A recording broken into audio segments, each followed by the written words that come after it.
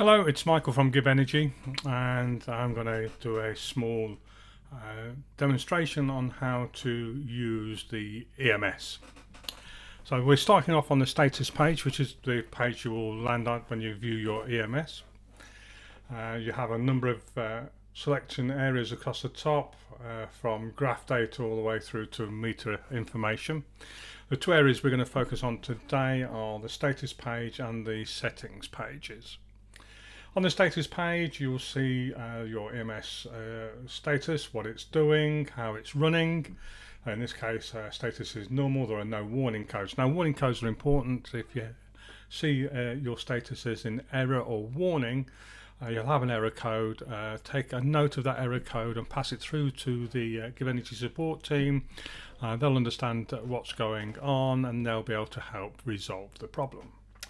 As you can see, the number of inverters that you're running, the EMS will run up to 3 inverters.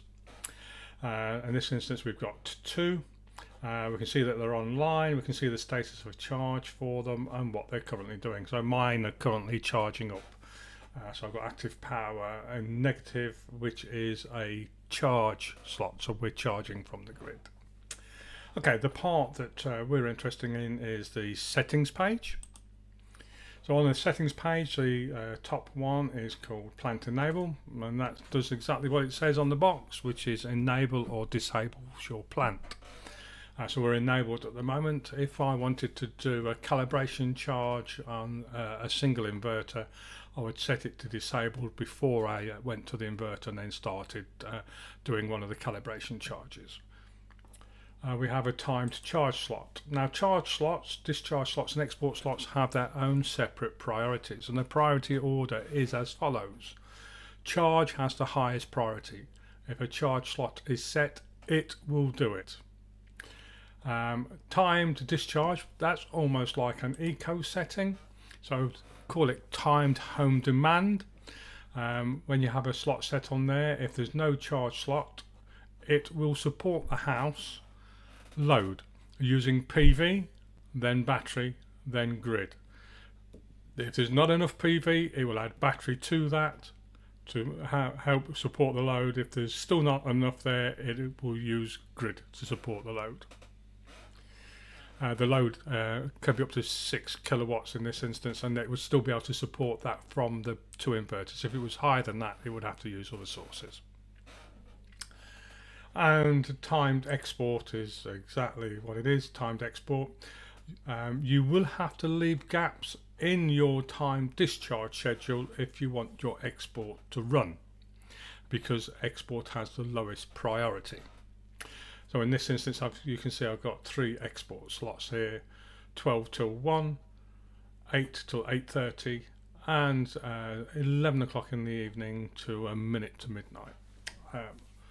One thing to be aware of is start times with an EMS. Start time cannot be earlier than midnight.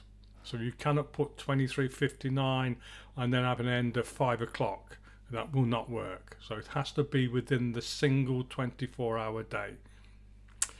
That's the important part. So if you notice on time charge, that's how they're spaced. So if this was an Octopus Intelligence session, my time start would be 00:00:05:30, and my second slot 2 would be 23:30 to 23:59, not 00:00, because that is midnight or a second past midnight.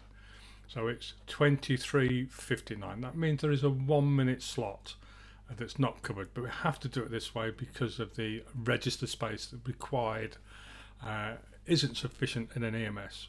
It's only a small piece of equipment. So, time charge first. Time discharge is your home demand timed, and then timed export is if you want to export. You can set individual slots on your time discharge. You can say discharge down just to 60%. When it reaches 60%, it will do nothing. It will sit there and do nothing. So you need to bear that in mind. And the same with the export. If you reach your export target, it won't suddenly switch off into eco. It doesn't have that functionality. It will sit and do nothing.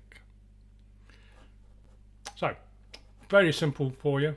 It's quite simple to control once you get the settings right, and when it's doing that, you will see that it's quite happily supporting the house load, or charging in my instance, because I have a charge slot set for this time, which it's just come out of the charge slot, so it's just coming out of that now, and then it's going to settle down and work out what the calculated load. So there's a grid load at the moment, so it's just settling itself down.